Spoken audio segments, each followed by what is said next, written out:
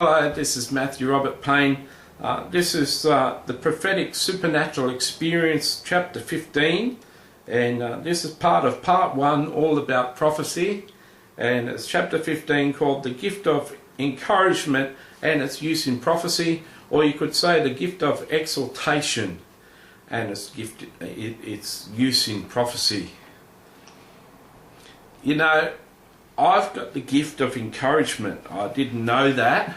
We had a Bible study of the spiritual gifts, and we had a list of about 24 spiritual gifts, the name of the spiritual gift, and a description of what the spiritual gift actually was.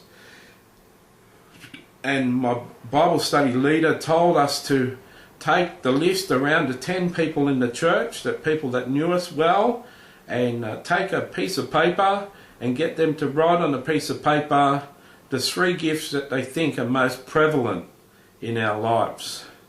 And he said not to show any of the 10 people what other people had picked, so just have individual pieces of paper, keep a tally.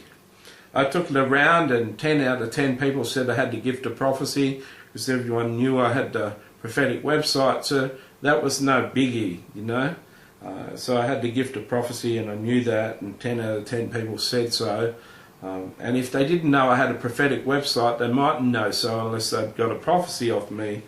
But 7 out of 10 people said I had the gift of encouragement. I had no idea. I had no idea there was a gift of encouragement, and I had no idea that I had it. At the time when I was taking the gift test around, I was going through a really hard time of suffering, and I was really suffering. I was in a real bad way. But it seems as I went out into the public, I was very happy and very encouraging, a very beautiful person to know.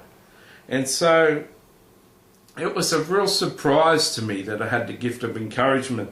Now, if you have got the gift of encouragement, or other people like to term it the gift of exaltation, this will work very well with the gift of prophecy, because most prophecy is just encouragement, building people up, giving people answers from the Lord. So if you like to encourage people, you'll love to move in the gift of prophecy.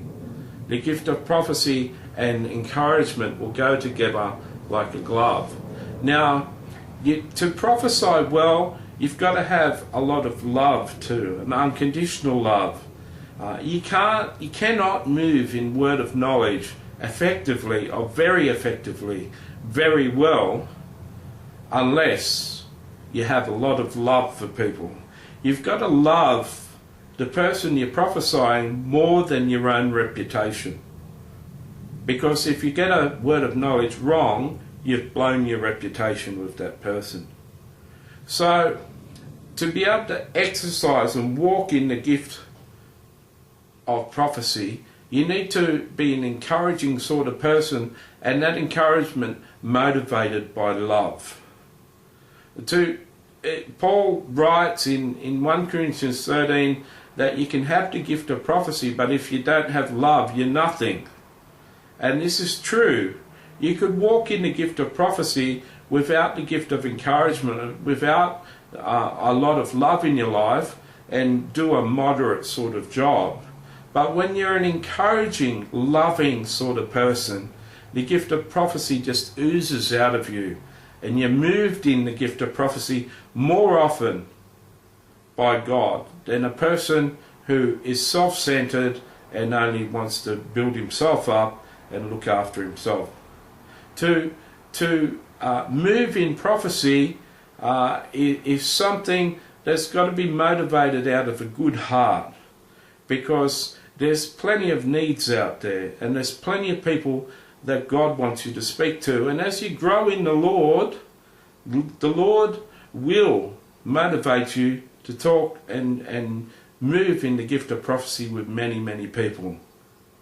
The ability to move with many people without having a problem with it comes from your love and the gift of encouragement that's in you.